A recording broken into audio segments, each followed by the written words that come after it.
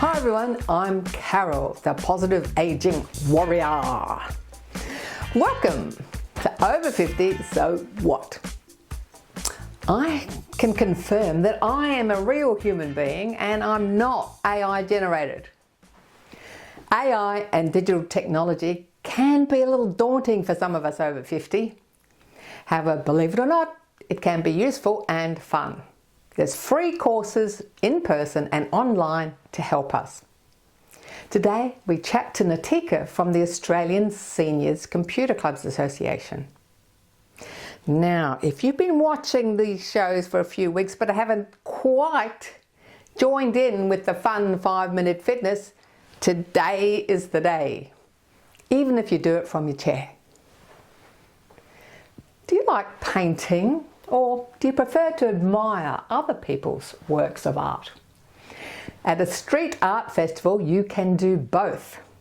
We chat to artists and find out how people all ages can contribute to a community art feature.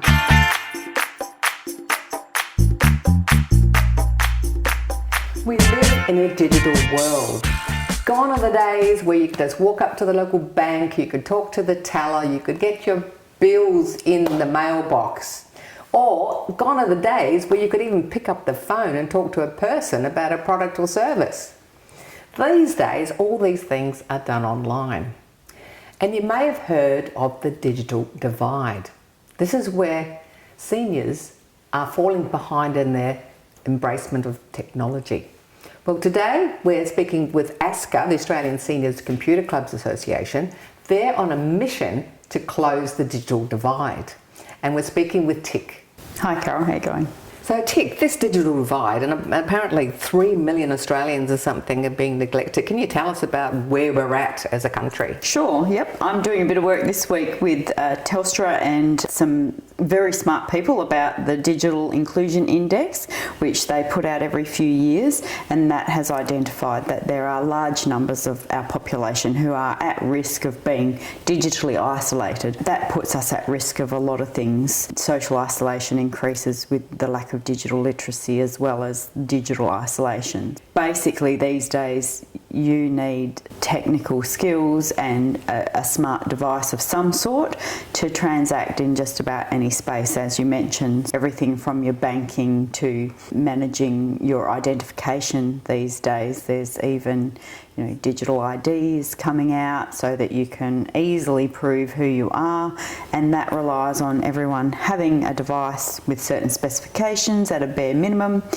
There are things in the Digital Inclusion Index like affordability, because if you don't have the financial capacity to have a smartphone that's up to date and safe, etc., how do you even exist in the world these days? So what are you doing to close that divide? So our member clubs are out there working in their communities and supporting seniors in a whole range of bits and pieces. Traditionally, back in the late 90s, they started as computer clubs, and they support seniors to embrace their technology, and a lot of them are becoming more and more focused on tablets and smartphones, etc., because that's more along the lines of what seniors are using these days. And we are doing a lot of work in the Be Connected space so that we can work with organisations. Our focus this year is in regional and remote WA and the Northern Territory, and my role in that project is finding and training and supporting digital mentors to then go out and work with within their community. So we work with a lot of libraries, community-based resource centres, neighbourhood centres. We worked with an organisation in Darwin most recently called The Array. So their focus is young people, and so their objective is to train up a number of younger people so that they can be better placed to support either family or other community members to embrace technology and do it confidently and safely. If someone's watching today, if they have a club or an organisation and they think, oh, I wouldn't mind getting someone to train our people or to bring them up to speed with the latest technology or to help them with digital technology, what should that club or that organisation do? They can give us a call, our number's on our ASCCA website, or they can send us an email and one of us will give them a call and sort of do a bit more of an in-depth chat about exactly what they're trying to achieve. Usually when we talk to other organisations, there's someone that gets the, hey, how do you do this? Hey, how do you do that? So part of what we're doing under our Be Connected capacity building project is finding those people that are always getting the tech questions and supporting them to become the digital mentor.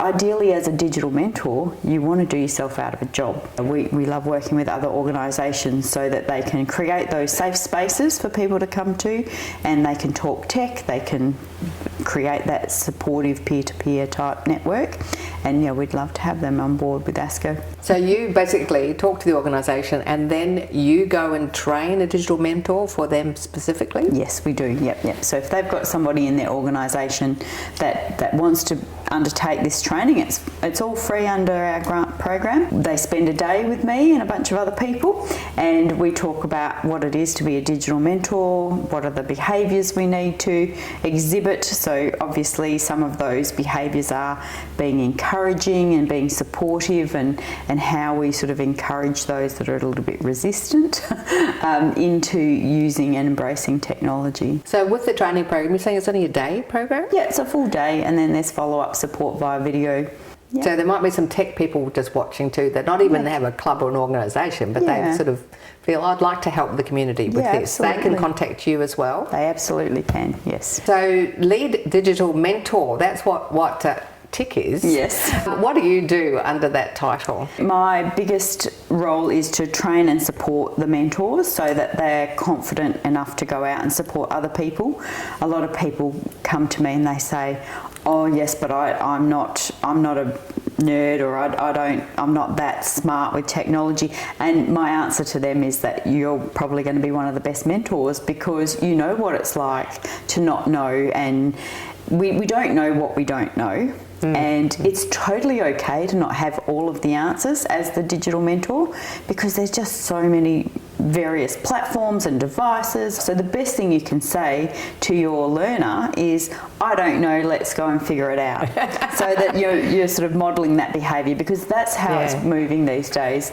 We learnt back in the day by rote. We learnt by repetition if you're a Gen X or a baby boomer. But these days, the tech changes so quickly that you can't rely on that muscle memory all the time. It's who's done an update and they go, that app's changed a colour, or it's changed spot on the screen. It's like, oh. It's about us building that expectation that things aren't going to stay the same, and not to have a meltdown. We can work this out, because we've just got to look for a few of the little keys. So yeah, my role is to support the people that are going to support the end user. Yeah, so closing that digital divide, because things are moving so fast, like we've talked about AI and all that sort of thing. And it's a matter of just embracing it. We are changing. And what the great thing about that is it helps develop new neural pathways in your brain. Yep, lifelong learning, you cannot underestimate how important that is as we age. So it's the use it or lose it theory, and by creating these spaces for people to go meet like-minded people, I mean, I always learn something new when I'm training people. So just because you're the mentor doesn't mean you're not going to learn something as well. I think part of what I do at home is I have a tech talk once a month as part of our Rotary projects, and I like to just sit at the library, have a yarn with whoever turns up, and some people might be cursing their technology and others might be celebrating what they've figured out it can do. So it's about setting up that expectation that I'm not teaching you this to go home and just do that. I want you to go home and test it out and explore it and see how it can add benefit, because there's nothing worse than spending money on a device that sits in your pocket and you're only taking phone calls, when it could be taking amazing photographs, or it could be your connection to your grandkids, or it could be a whole bunch of other things. Thanks again for all your great work that you're doing all around Australia. So I'm sure people will be jumping on ASCCA and finding computer We can't wait. courses and things around there. Thank you. Thank you.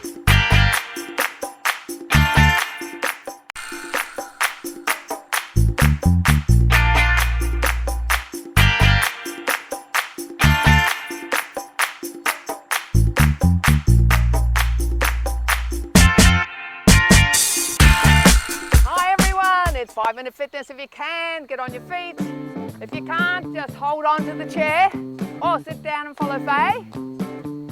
We're going to do some guitar playing today, but I'm going to show you a lunge and I'm going to show you sideways.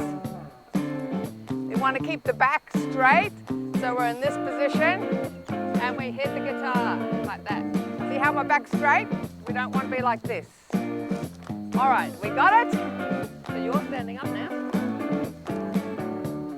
So we're going to lunge forward and we go down, 5, 6, change, down,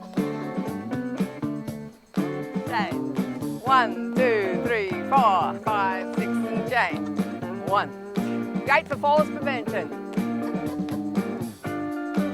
4, 5, 6 and change. She's doing a bit of a hip wriggle over there, I think. Just put your own flavour into it. 3, 4, 5, 6 and change. 1, 2, 3, 4, 5, 6 and now we do 3. 1, 2, 3. 1, 2, 3. 1, 2, 3. 1, 2, 3. 1, 2, 3. 1, 2, 3. 1, 2, 3. Now no arms, we do single, forward and back. Again, see how my back's straight? Forward and back, forward and back. Singles, singles. This is a great exercise that Faye's doing now. You've got the chair there so you can sit down anytime. Great for quad strength, prevent those falls. Forward, back, forward, back, forward, back. Last one. Now we're going to go for a walk. Check the space, check the space. Walk, 2, 3, 4. Hit the guitar. Walk, 2, 3. Play the guitar. 2, 3. That's it. 2, 3. And this is where we have air guitar attitude. Yeah. Old rockers never die.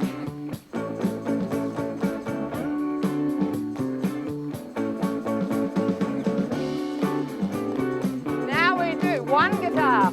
Walk, walk, walk, strum. Walk, walk, walk, strum. Walk, walk. That's it.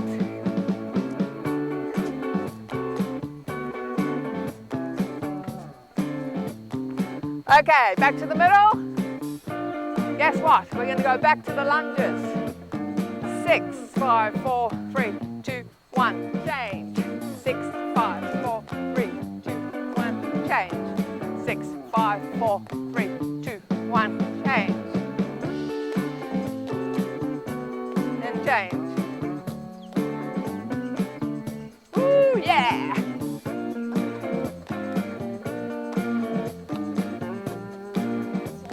Now we're going to do 3. 1, 2, 3 and change. 1, 2, 3 and change. 1, 2, 3 and change. Air guitar lives on.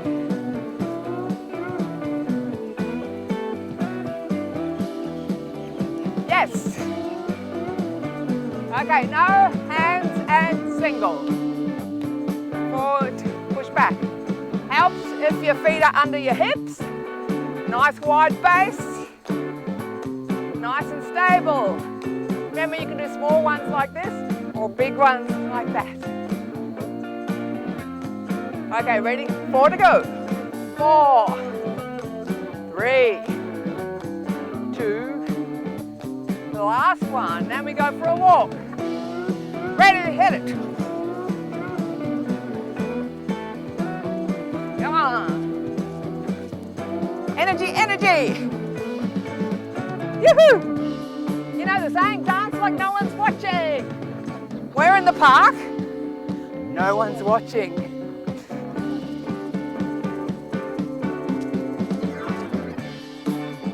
Okay, we're going to do a single guitar. Walk, walk, walk, strum. Walk, walk, walk.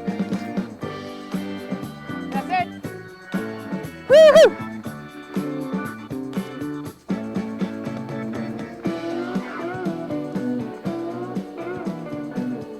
Okay, hold it. That's it, get into it. Yeah, go for it. Well done, you awesome guitar players. See you next time.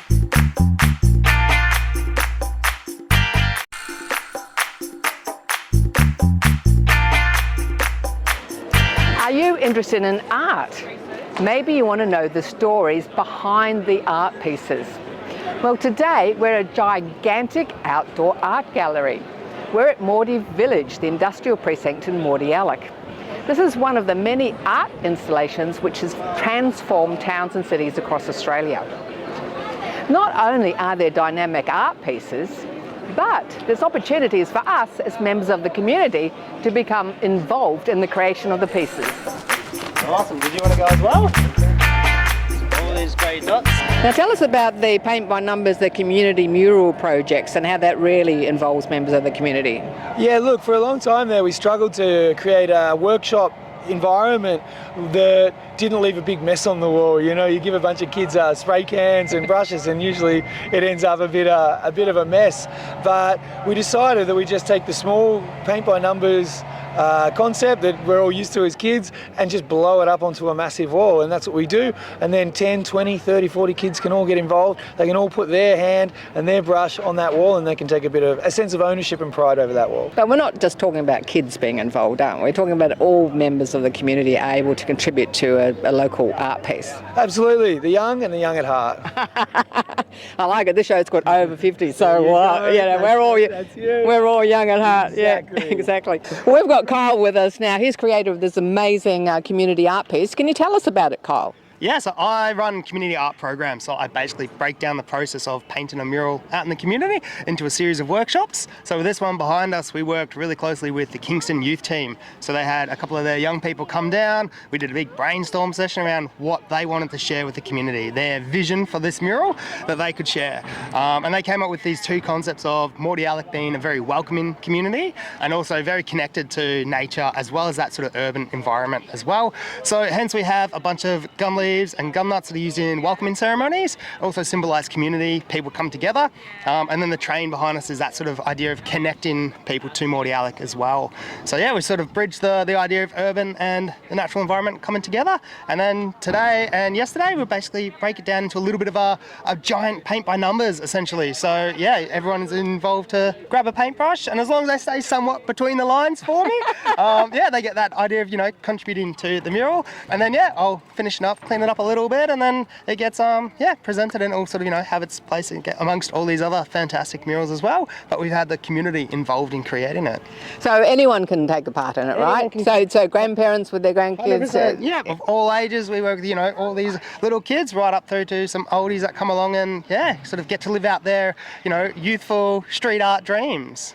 And then 20 years down the track, the artwork will still be here and they'll be going, oh, I painted some of that. Exactly. Yeah, they get to come back whenever they like, they get to see it, and they get to, you know, have that sense of pride that they've given back to their community. So what other art projects are you involved in? So I work a lot with that program that works basically all through rural Victoria, New South Wales, South Australia, as well as we have a version that we run with schools. So, and essentially do the same thing. We get the students involved in sharing their vision, sharing their voice, and it boosts their confidence. It gives them that sense of, you know, pride in them, in their space, their environment, as well as developing and growing their sense of belonging, so they, you know, feel really connected to their school or their community.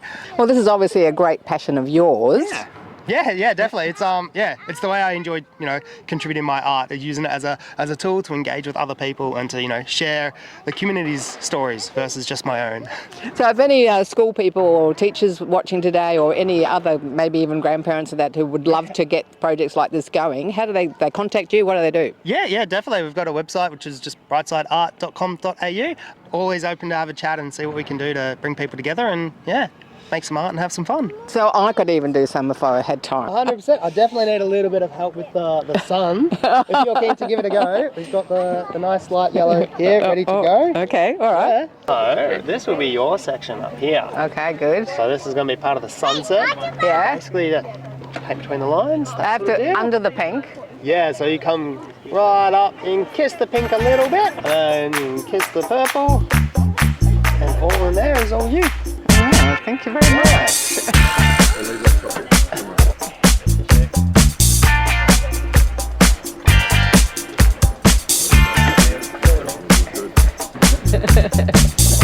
Make sure I'm staying within the lines. Carl, stand in the middle, I'll take a photo.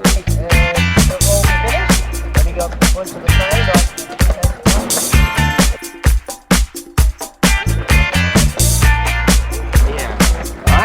See all these purple lines? We want to make sure we're not painting over them. Come right up and touch them. Yeah, if you want to do all this section down here for me, great. Are there any other art installations you've been involved in that you can tell us about? So we did a similar project last year that I now believe is at the back of Urban Ground. So we did that as well with the Wall to Wall Festival, and then we've worked with sort of Mornington Peninsula Shire. Down in Rosebud we've got a massive wall that was worked with some young people there. Gone sort of like North Melbourne and sort of we start heading out rural areas because I feel like that's where we get a lot of people really seeking that kind of connection to their communities. Well, I love the whole concept, and I love the intergenerational thing, and I love just everyone coming together and expressing their artistic side. Yeah, awesome. No, thanks so much. It's lots of fun. I'm Carol. Yeah, I'm Peter. Peter from the TV show Over 50. So what? I don't see it. I'm not over 50. No way. I had my birthday yesterday. Oh, did you? Yeah, I'm 49. Are you? 49 again, wow. Yes, again, yeah. So Peter, have you been to the festival before? No, first time. All right, and so you've had a look at some of the art pieces already? Yes, I have, yeah. Walked all the way around, yeah. The range of them, the scope, the proportioning of the paintings on the walls and that, and the colour and the depth of it, they're beautiful. Lovely. Nicola, have you been to the festival before? I haven't, no, first time. And how are you finding it? Yeah, it's really great. I just live around the corner and I haven't really seen many of these before, so it's a bit eye-opening and really interesting. Oh, it's fascinating hearing about the art pieces, isn't it? Definitely, yeah, it's really beautiful as well. And all the international artists we've got. I'm surprised, yeah. Just saw the lady from LA, so it was really cool to kind of see all the international influences. So you live just around the corner? Yes, literally just over on the estate. So how did you hear about it?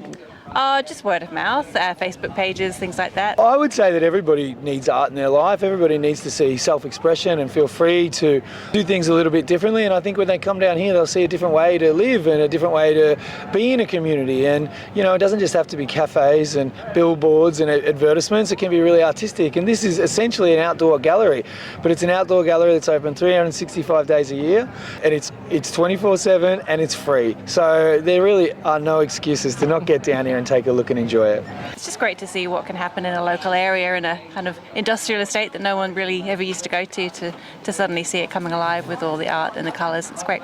You should come. Get out of the house and come and check the local community. You'll enjoy it. Firstly, did you join in with the fitness routine?